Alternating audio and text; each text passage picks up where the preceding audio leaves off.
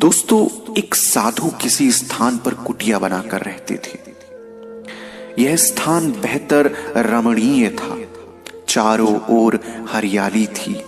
पास में ही सुंदर नदी बहती थी। एक ओर मनोरम पर्वत की ऊंची ऊंची चोटियां थी। उस शांत माहौल में साधु भगवत भजन में लीन रहते और प्रसन्न रहा करते थे।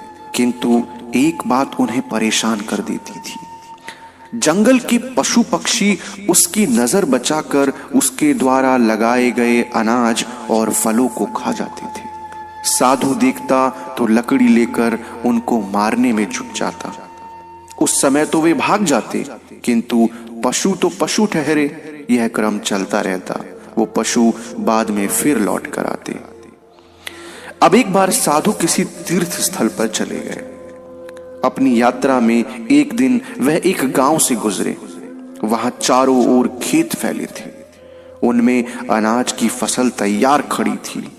उन्होंने देखा कि एक खेत में मचान के ऊपर एक वृद्धा बैठी फसल की रखवाली कर रही थी, किंतु उसकी आंखों के सामने ही पक्षी अनाज के दाने चुग रहे थे। साधु को यह नजारा बेहद अजीब लगा। वह उस वृद्धा के पास जाकर बोला, अरे माई, तुम यहां बैठी क्या कर रही हो? चिड़िया तुम्हारे खेत को चुगती चली जा रही हैं। वृद्धा के नेत्रों में संतोष की चमक उभरी और वह वात्सल्य भाव से बोली, भैया, चिड़िया को भी ईश्वर ने ही पैदा किया है। फिर उनके घर में तो अनाज नहीं भरा है। बेचारी भूखी है। इनके पेट में थोड़ा अनाज चला भी जाए तो क्या होगा? इनका पेट है ही कितना बड़ा। फिर यदि हम भूखे को ही ना खिलाएं तो काहे के इंसान? इंसानियत तो देने में ही बसती है, छीनने में नहीं। अब वृद्धा की बातें सुनकर साधु की आंखें खुल गई। उसे अपनी कुटिया में आने वाले पशु पक्षी याद आए, किंतु आज उसके मन में उनके प्रति कटुता नहीं।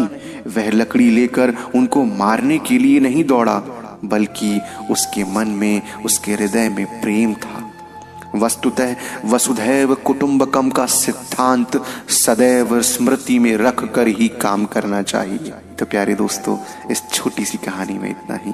यदि यह ज्ञानवर्धक कहानी आप सभी को अच्छी लगी तो प्लीज कहानियों का ढाबा चैनल को सब्सक्राइब कीजिएगा, वीडियो को लाइक कीजिएगा। मिलते हैं एक और नई एवं शानदार कहानी में। तब तक के लिए धन्यवाद।